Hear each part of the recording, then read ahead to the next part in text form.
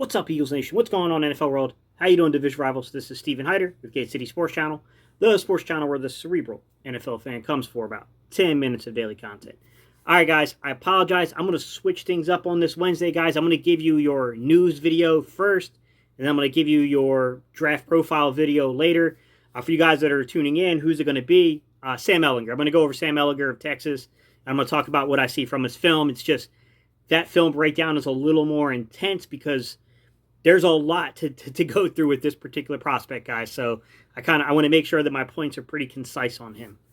All right, guys. So today's topic, Zach Ertz.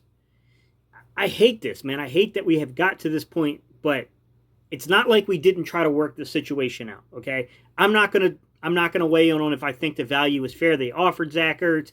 There's just so much tied to that entire situation, guys. Zach Ertz restructured his contract on several occasions to get guys under contract.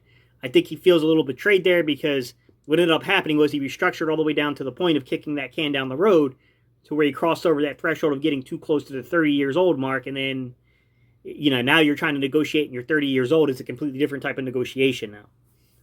So, recent news. I'm going to try to give you guys some updates because there's been plenty of content creators that have recovered this, but there's more stuff coming down the road here. The first domino to drop, guys, is that Kyle Rudolph of the Vikings, he was released, from what I understand. And Kyle Rudolph he's a pretty good tight end. He's not a top 10 guy, but he's certainly like a top 15, 16 guy. Like, Kyle Rudolph is definitely a physical specimen. He's had moments where he looked like he was going to be this ridiculously good receiving tight end in the league.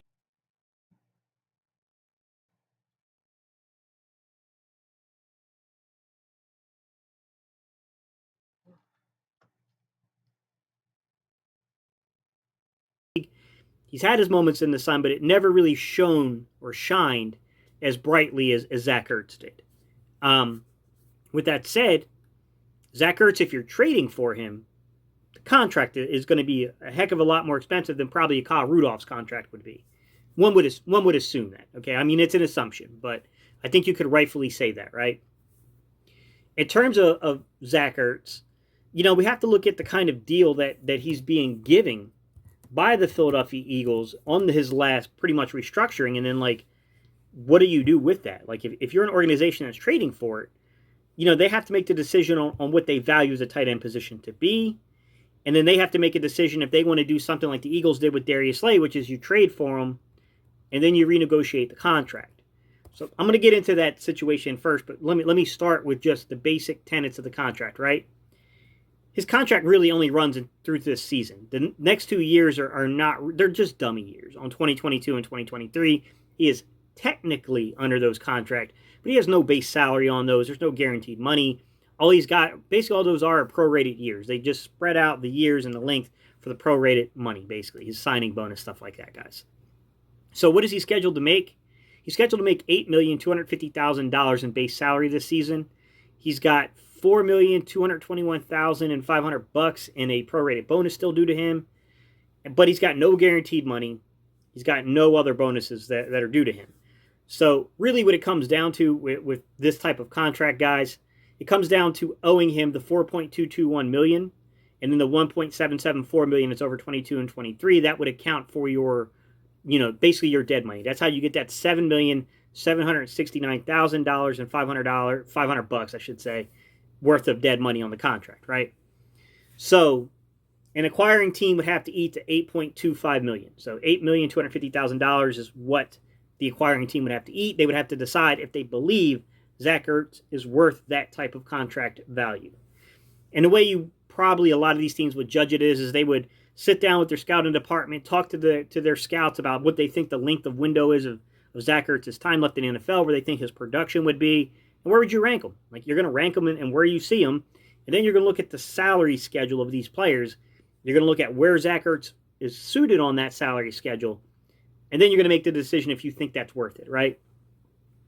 Option 2 is you could trade for Zach Ertz. You could trade for him, eat the original $8,250,000, and then pull a Darius Slay type Philadelphia Eagles situation where you renegotiate the contract after you trade for him.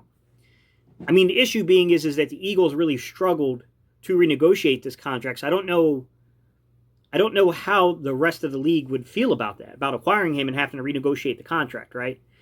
I think that's the issue you're going to face, is that do they trust that this was more of a personal feeling towards the Eagles organization in a way that talks were handled, as opposed to Zach Ertz really just having a difference on his value with the front office. I think that's where the tension lies in such a situation, an issue, if you're going to do that, right? I mean, that's something that can't be known, guys. I can't give you the answer to that. I don't have any kind of personal connection to Zach Ertz to ask him what he thinks his value actually is.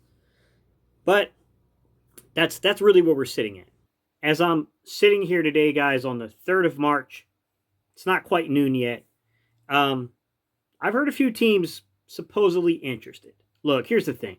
Are they really interested, or is this the organization trying to drum up interest? Is this the agent trying to drum up interest? These things can't really ever fully be known, but I've heard a few teams mention constantly. The Chargers. It's a good fit there. I mean, they got a young quarterback that played really well. They got good receiving core. Eckler at running back, I think, is pretty good for them. Like, that would be kind of an interesting one to me. Like, I think that he could potentially take their offense over the top, and if they can get that defense to be like a top 12 defense for the next 2 to 3 years, that could be interesting, right? Green Bay. We all know Aaron Rodgers wants more. He wants more weapons around him. They got Devontae Adams. You added Zach Ertz to give Aaron Rodgers another weapon there. Hey, I mean, it could be interesting, right? I mean, Green Bay showed an ability to run the ball last season, which was, it was a departure, and they can kind of mix these things all together. Zach Ertz makes a lot of sense, guys. I won't lie there. I don't know the interest, though. Then I've heard the most recent one that really spiked my interest was Buffalo. That one makes a ton of sense because their offensive coordinator, Brian Daboll comes out of a very similar background to like a Nick Sirianni. Worked underneath Brian Daboll, actually, before. Brian Daboll actually does have a track record of using 2 tight end sets and being heavily reliant on his tight ends. It hasn't necessarily, come to fruition inside of Buffalo because he just hasn't had those players there. Knox is a fine player. I'm not taking away from Knox, but that's not an Ertz. That's not a Kelsey. That's not a Kittle. You know what I mean? That's not a Waller. He's nowhere near that level. That one makes a lot of sense with their wide receiver play. I think they got a really good young back there in Zach Moss. I think what's his name? Singletary's the scat back they use out there. He's pretty good. Man, if they can add a veteran tight end that really knows how to manipulate coverages and can get the ball out of, Allen's hands faster, can help him speed it up and get into that timing and rhythm type offense to complement the vertical stuff. And then you mix in like another contact bounce back to go with Singleton and to go with Moss, or at least someone that's a nice happy in between those two guys. Like, it's interesting. That's an interesting fit to me personally. I can see merit. That one does make a little sense there, right? I've definitely heard the other fringe stuff like New England. I think New England's always going to be mentioned just because of their history with running 2 tight end sets, the old days of having Gronkowski and Aaron Hernandez and Josh McDaniels really bringing that into the league. Sure, I can understand why they want to do that, but because of their quarterback situation, I think they made a really bad gamble last year by not playing Jarrett Stidham and trying to get the veteran route and trying to compete. Now you're subpar in the middle of the pack trying to figure out your quarterback situation. Not the most ideal place to be.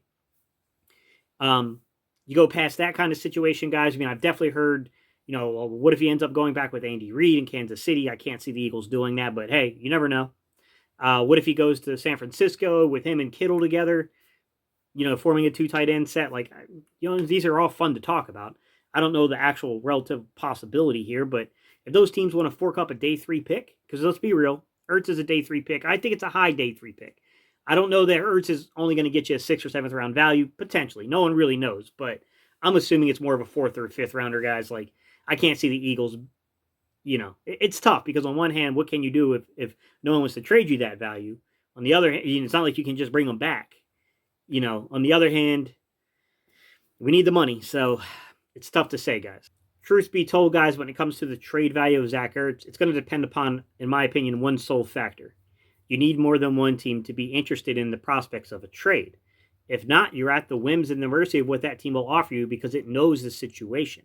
So if they're not facing external pressure from another team for the services of Zach Ertz, there's just not a lot to motivate them otherwise, other than to basically give into some kind of compromise to the Eagles to save themselves from having to negotiate on the free market for Zach Ertz.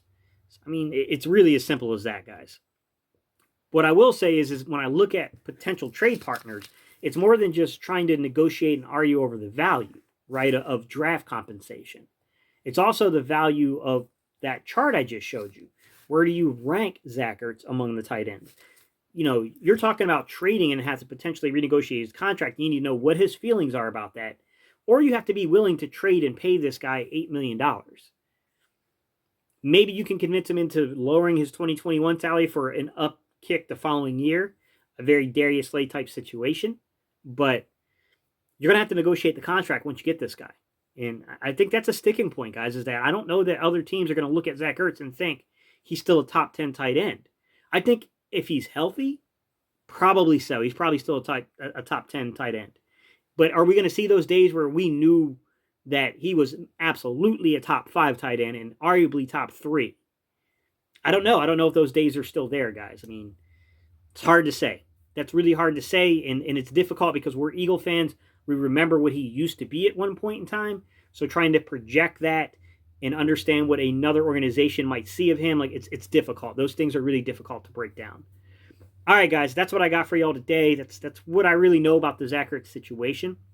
Don't forget, guys, I always appreciate it if you guys want to go on the link below, buy me a cup of coffee. It's greatly appreciated.